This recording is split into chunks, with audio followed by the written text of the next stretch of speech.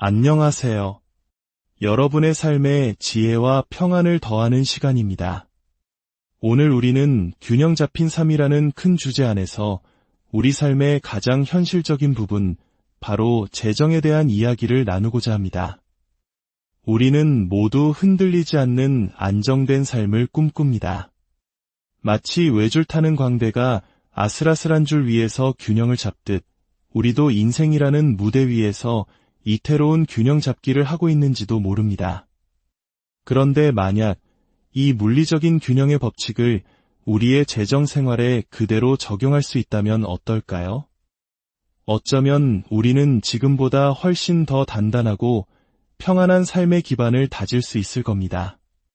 오늘 이 이야기가 여러분의 마음에 깊은 울림을 준다면 좋아요와 구독으로 더 많은 분들과 이 은혜를 나눠주시길 부탁드립니다. 여러분의 작은 손길이 지금 어딘가에서 홀로 힘겨워하고 있을 또 다른 누군가에게는 큰 위로와 새로운 희망의 빛이 될 수 있습니다. 여러분의 가정과 삶에 하나님의 은총이 가득하기를 기도하며 오늘의 이야기를 시작하겠습니다. 균형 잡힌 재정 생활을 위한 첫 번째 법칙은 올바른 기준점을 갖는 것입니다. 무언가의 균형을 잡으려면 시선을 고정할 한 점이 필요하듯이 우리 재정의 기준점은 바로 내 돈이 어디로 흘러가고 있는가를 명확히 아는 것입니다. 매달 월급이 들어오지만 월말이 되면 어디로 다 사라졌는지 알 수 없는 경험 다들 있으시죠? 그래서 우리에게는 시스템이 필요합니다.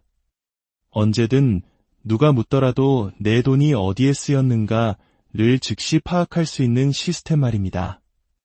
어렵게 생각하실 필요 없습니다. 아주 간단한 방법부터 시작할 수 있습니다. 날짜, 사용 내역, 그리고 금액.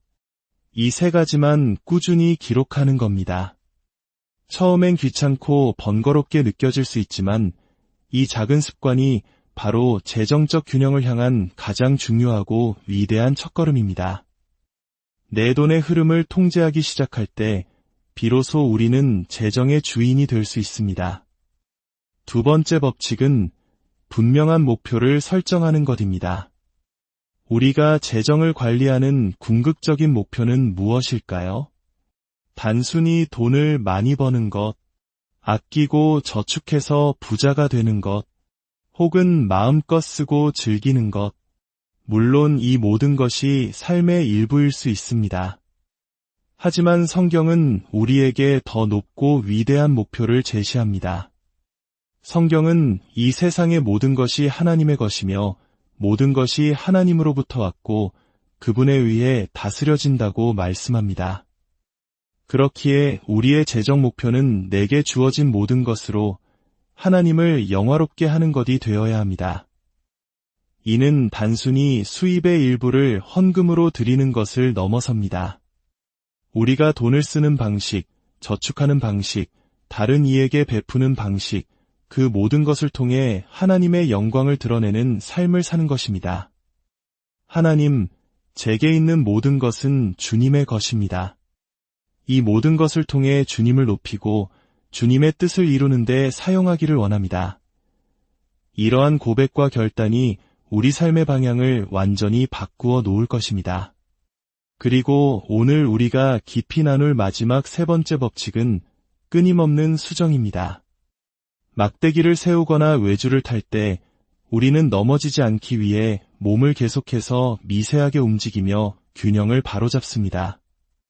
재정 관리도 마찬가지입니다. 우리는 삶 속에서 계속해서 크고 작은 수정 작업을 통해 재정적 균형을 유지해야 합니다. 그리고 이 끊임없는 수정이 가장 절실하게 필요한 영역이 바로 오늘 이야기의 핵심 주제인 비대 문제입니다. 우리는 모두 돈에 대한 가치관을 부모님으로부터 물려받습니다. 어떤 분들은 전쟁과 가난을 겪으신 부모님 밑에서 절약과 저축이 몸에 밴 채 성장했을 것입니다. 특히 한국 사회에서는 90년대 말 IMF 외환위기를 겪으며 많은 가정이 큰 어려움을 겪었습니다. 그 시절의 경험은 한 세대 전체의 빚에 대한 깊은 경계심을 심어주기도 했습니다.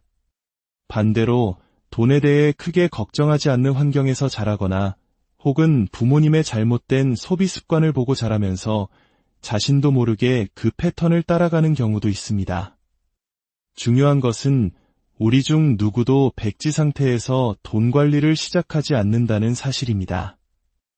우리는 모두 과거의 경험과 배움에 의해 좋든 나쁘든 영향을 받습니다. 저 역시 마찬가지입니다. 저는 감사하게도 빚 없이 사는 것을 당연하게 여기는 가정에서 자랐습니다. 가치가 오르는 자산, 예를 들어 집을 제외하고는 절대로 돈을 빌리지 않는다는 원칙을 배웠습니다. 자동차도 현금으로 구입했고 신용카드 빚은 단 한 번도 가져본 적이 없습니다. 이것은 제가 특별히 똑똑하거나 거룩해서가 아니라 그저 그렇게 배우고 자랐기 때문입니다. 하지만 그럼에도 불구하고 저 역시 여러분과 똑같이 물질적인 유혹에 약한 사람입니다. 더 새롭고, 더 반짝이고, 더 빠르고, 더 좋아 보이는 것들을 향한 욕망은 제 안에도 늘 꿈틀거립니다. 그래서 저는 매년 새해 목표 중 하나를 제 옷장 안 게시판에 붙여 놓습니다. 수년째 변하지 않는 세 번째 목표. 그것은 바로 빚 없이 살기입니다. 왜냐하면 저는 너무나도 잘 알기 때문입니다. 빚이라는 도구를 사용하면 단 한 번의 서명으로 아주 짧은 순간에 제 삶의 수준을 한 단계 끌어올릴 수 있다는 것을요. 제가 타는 차, 제가 즐기는 휴가, 제가 사용하는 전자제품, 이 모든 것을 당장 더 좋은 것으로 바꿀 수 있습니다. 그 유혹은 정말이지 강력합니다. 삶의 수준을 높이는 데에는 두 가지 길이 있습니다.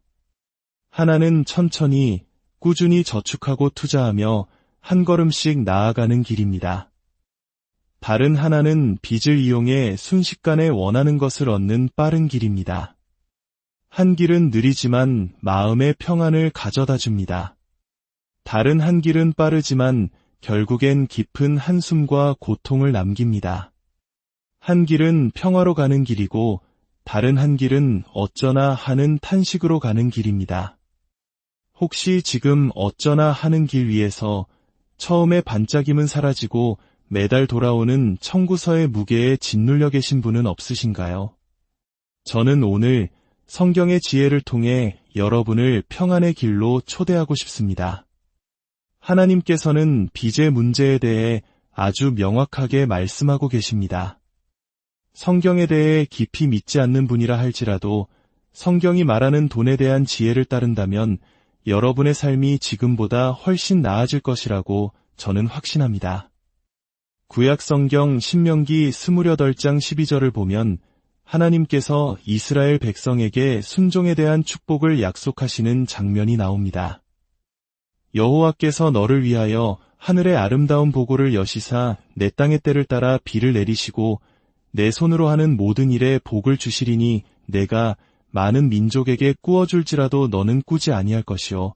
하나님의 축복의 증거가 무엇입니까? 바로 빌리는 자가 아니라 빌려주는 자가 되는 것입니다. 성경적인 관점에서 볼 때 누군가에게 돈을 빌려야 하는 상황은 그 사람의 삶이 그리 좋지 않다는 신호입니다. 하지만 현대사회는 우리에게 이렇게 속삭입니다. 당신은 능력이 있으니 신용이 좋으니 마음껏 빌려 쓰세요. 마치 어려운 사람이 된 것처럼 행동해도 괜찮아요. 우리는 이 달콤한 유혹에 빠져 스스로를 재정적으로 어려운 사람의 위치로 밀어넣습니다. 과거 우리 부모님 세대만 해도 세탁기 한 대를 사기 위해 월부라는 것이 있었습니다. 물건값을 다 치르기 전까지는 가게 창고에 물건을 맡겨두고 매달 돈을 갚아나갔죠. 마지막 할부금을 내는 날 비로소 새것 그대로의 세탁기를 집으로 가져올 수 있었습니다. 얼마나 지혜로운 방식입니까? 하지만 지금은 어떻습니까? 마지막 할부금을 낼 때쯤이면 우리가 샀던 그 물건은 이미 낡았거나 창고 어딘가에 처박혀 있거나 심지어 이미 먹어 없어져 버린 후일 때가 많습니다. 가죽의 새 냄새는 사라진 지 오래고 오히려 새 모델로 바꿀까 고민하고 있죠. 하나님은 우리에게 묻고 계십니다. 왜 빚을 지려 하느냐? 빚은 내 삶에 어려움이 있다는 증거인데 왜 스스로 그 길로 들어가려 하느냐? 하나님께서 이렇게 말씀하시는 이유는 그분이 빚의 본질을 아시기 때문입니다. 잠언 22장 7절은 우리에게 무서운 진실을 알려줍니다. 부자는 가난한 자를 주관하고 빚진 자는 채주의 종이 되느니라. 다시 한번 들어보십시오. 빚진 자는 채주의 종이 되느니라. 이 말씀에는 어떤 예외도 조건도 없습니다. 개인과 개인 사이든 기업이든 국가든 빚을 지는 순간 우리는 어떤 형태로든 빚을 준 대상에게 종속됩니다. 사업을 위해 좋은 의도로 빌린 돈이라 할지라도 상황이 어려워지면 돈을 빌려준 은행이 내 사업에 대해 아무것도 모르면서 이래라 저래라 간섭하기 시작합니다. 그 순간 모든 사업가는 깨닫게 됩니다. 아, 우리가 노예가 되었구나. 우리는 우리 자신을 노예로 팔아넘기는 것도 모자라 소비를 통해 스스로 노예가 되는 길을 구매하고 있습니다. 하늘에 계신 우리 아버지께서는 마음 아파하며 이렇게 말씀하십니다. 사랑하는 아들아, 사랑하는 딸아, 왜 너 자신에게 그런 일을 하느냐? 왜 너의 자유를 스스로 제한하고 누구도 너의 삶에 간섭할 수 없다는 그 평안을 포기하느냐? 그깟 물건 때문에, 다른 사람에게 잘 보이고 싶은 마음 때문에, 심지어 내가 별로 좋아하지도 않는 사람들과 경쟁하기 위해서? 왜 너의 자유를 포기하고 너를 그저 숫자나 이메일 주소로만 여기는 자들의 노예가 되려 하느냐? 그 이유는 많은 경우 우리 삶의 영적인 부분과 깊이 관련이 있습니다. 바로 자기 통제, 즉 절제의 부족 때문입니다. 잠언 25장 28절은 이렇게 경고합니다. 자기의 마음을 제어하지 아니하는 자는 성벽이 무너지고 성문이 없는 성읍과 같으니라. 성벽이 무너진 도시는 어떤 모습일까요? 적의 공격에 무방비로 노출되어 모든 것을 빼앗기고 결국 노예가 되고 맙니다. 절제력을 잃는다는 것은 바로 이런 것입니다. 우리가 재정적인 유혹 앞에서 절제력을 발휘하지 못할 때 우리는 우리 삶의 통제권을 적에게 넘겨주는 것과 같습니다. 내 감정의 일부를, 내 평안의 일부를 카드 회사와 금융기관에 넘겨주게 됩니다. 내 결혼 생활, 인간관계, 불안감, 이 모든 것이 무너진 성벽을 통해 들어온 적군에 의해 파괴됩니다. 하나님께서는 우리가 빚에서 벗어나기를 간절히 원하십니다.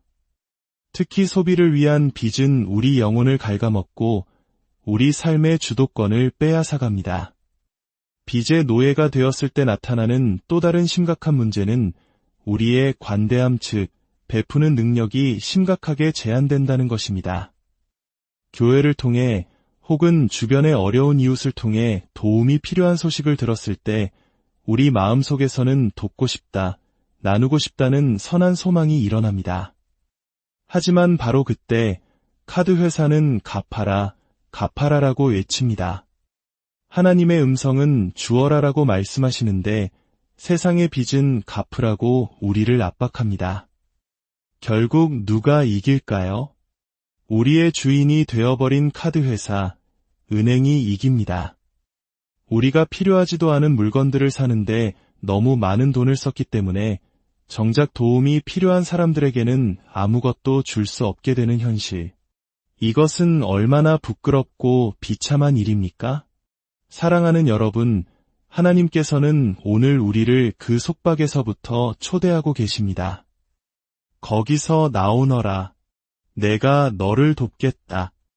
내가 다른 모든 주인을 버리고 나를 유일한 주인으로 섬길 수 있도록 그 빚의 굴레에서 벗어나도록 힘을 주겠다. 빚더미에 빠지는 것은 자신도 모르게 서서히 일어나는 일이지만 거기서 빠져나오는 데에는 의지적인 노력이 필요합니다.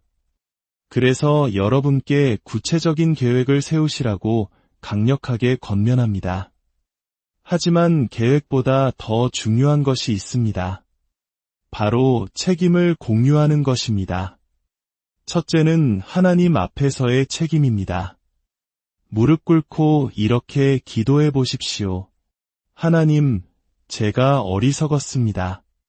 세상의 풍조를 따랐고 사람들이 나를 어떻게 볼까 더 신경 쓰며 살았습니다.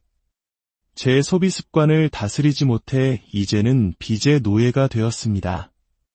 저를 용서하여 주시옵소서. 이제 주님의 은혜로 주님이 주시는 지혜와 절제력으로 이 굴레에서 벗어나기를 원합니다. 오직 주님만이 저의 유일한 주인이 되어 주시옵소서. 둘째는 신뢰할 수 있는 사람들과의 책임 공유입니다. 제가 아는 많은 사람들이 빚의 수렁에서 빠져나올 수 있었던 유일한 방법은 자신의 가장 부끄러운 재정 상태를 다른 사람에게 공개하고 도움을 요청했을 때였습니다. 믿음의 공동체, 소그룹 안에서 서로의 빚을 투명하게 나누고 함께 기도하며 격려하는 것입니다. 몇 년 전 한 소그룹의 젊은 부부들이 바로 그렇게 했습니다. 각자의 빚, 자동차 할부, 학자금 대출, 카드 빚을 모두 종이에 적어 벽에 붙였습니다. 그리고 그룹 모임이 끝날 때까지 각자 빚을 얼마나 갚을지 목표를 정했습니다. 그들은 모일 때마다 서로의 진행 상황을 점검하고 실패했을 땐 위로하고 작은 성공에는 함께 기뻐하며 응원했습니다. 놀라운 일이 일어났습니다. 모임이 끝날 무렵 모두가 목표를 달성했습니다. 그런데 더 놀라운 사실은 그들이 빚에서 벗어나기로 굳게 결심하고 발버둥치기 시작했을 때 거의 모든 가정에 예상치 못한 긍정적인 재정적 사건들이 일어났다는 것입니다. 갑자기 보너스가 나오거나 잊고 있던 세금을 환급받거나 가족으로부터 도움을 받는 등 빚을 갚는 속도를 높여주는 하나님의 도우심을 경험한 것입니다. 마치 하나님께서 이렇게 말씀하시는 것 같았습니다. 내가 나를 존중하지 않을 때는 나도 너의 재정에 관여할 수 없었다. 하지만 이제 내가 진심으로 나에게 돌아오려 하니 내가 너를 돕겠다. 내가 이 과정을 더 빠르게 만들어주겠다. 지금 이 순간 나는 그 정도로 심각하지는 않아. 자동차 할부금 조금, 카드빚 조금 정도는 충분히 감당할 수 있어 라고 생각하는 분이 계실지 모릅니다. 하지만 저는 바로 당신에게 말씀드리고 있습니다. 왜 단 한 사람의 노예라도 되려 하십니까? 독이 아주 조금 들어있는 사탕이 있다면 그 사탕을 드시겠습니까? 아마 아무도 먹지 않을 것입니다. 소비자 부채는 바로 그 작은 독과 같습니다. 왜 우리 자신을 그런 위험에 노출시키려 하십니까? 오늘 결단하십시오. 나는 더 이상 빚의 노예로 살지 않겠다. 내가 어디에 살든 어떤 차를 타든 사람들이 나를 어떻게 생각하든 상관없다. 나는 자유할 것이다. 이 결단은 여러분이 인생에서 결코 후회하지 않을 결정이 될 것입니다. 여러분이 빚에서 자유로워질 때 여러분은 더 적은 것을 소유하지만 더 큰 평안을 누리게 될 것입니다. 여러분의 마음은 이미 관대하지만 이제는 실제로 더 많이 베풀 수 있는 능력을 갖게 될 것입니다. 그리고 어쩌면 훗날 여러분은 이렇게 고백하게 될지도 모릅니다. 내가 하나님을 가장 생생하게 만난 곳은 교회가 아니었다. 내가 나의 통장 내역을 펼쳐놓고 하나님, 이제 제 삶에 들어와 주셔서 저의 모든 재정을 다스려 주세요 라고 고백했던 바로 그 순간이었다. 이 작은 조정, 이 작은 변화가 여러분의 삶에 진정한 균형을 가져다 줄 것입니다. 하늘에 계신 우리 아버지, 당신을 위해 아들 예수 그리스도를 보내주신 그분은 당신이 이 자유를 누리기를 누구보다 간절히 원하고 계십니다. 이제 당신이 스스로를 위해 이 자유를 원할 차례입니다. 함께 기도하겠습니다. 사랑과 은혜의 하나님 아버지, 오늘 말씀을 통해 저희의 삶을 돌아보게 하시니 감사합니다. 저희는 너무나 연약하여 세상의 유혹에 쉽게 넘어가고 스스로를 빚의 굴레에 묶어두곤 했습니다. 주님, 저희의 어리석음을 용서하여 주시옵소서. 오늘 이 시간 저희가 빚의 노예가 아닌 하나님의 자유로운 자녀로 살기로 결단합니다. 이 결단 위에 주님의 지혜와 능력을 부어주시고 절제할 수 있는 힘을 허락하여 주시옵소서. 저희가 가진 모든 것이 주님의 것임을 고백하오니 저희의 재정을 주님께서 친히 다스려 주시고 오직 하나님만을 저희 삶의 유일한 주인으로 섬기게 하여 주시옵소서.